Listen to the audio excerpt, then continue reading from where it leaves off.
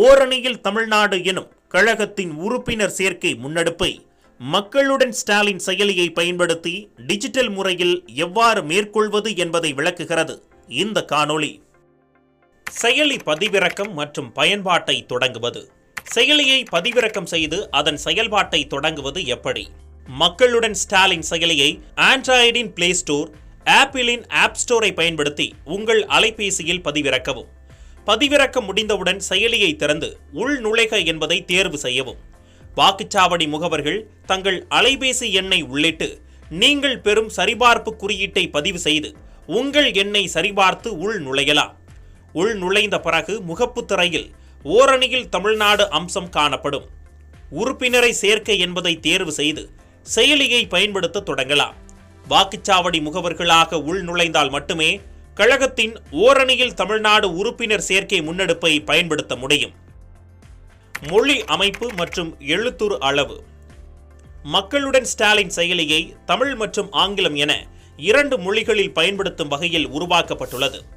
மேலே உள்ள இந்த ஐகானை பயன்படுத்தி செயலியின் மொழியை மாற்றிக்கொள்ளலாம். அதேபோல் அனைவரின் பயன்பாட்டிற்கும் எளிதாக அமைந்திடும் வகையில் எழுத்துரு அளவை மாற்றும் வசதியும் செயலியில் உள்ளது.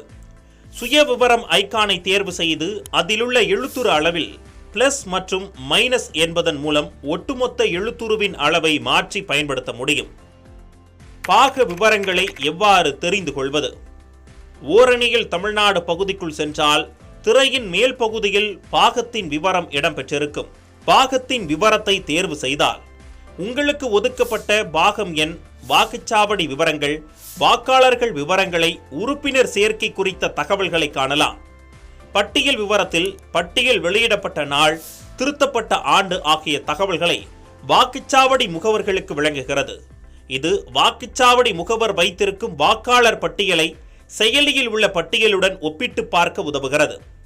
அதேபோல் புதுப்பிக்கப்பட்ட கழக உறுப்பினர்களின் எண்ணிக்கை, புதிதாக இணைந்த கழக உறுப்பினர்களின் எண்ணிக்கையும் கொடுக்கப்பட்டிருக்கும். இதன் வாயிலாக ஓரணியில் தமிழ்நாடு முன்னெடுப்பு மூலம் சேர்க்கப்பட்ட உறுப்பினர்களின் விவரங்களை வாக்குச்சாவடி முகவர்கள் தினமும் தெரிந்து கொள்ள முடியும். வாக்காளர்களின் விவரங்களை பார்ப்பதற்கான 3 வழிமுறைகள் என்ன?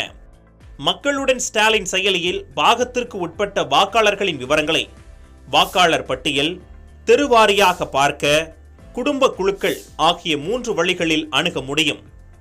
வாக்காளர் பட்டியல் பகுதி.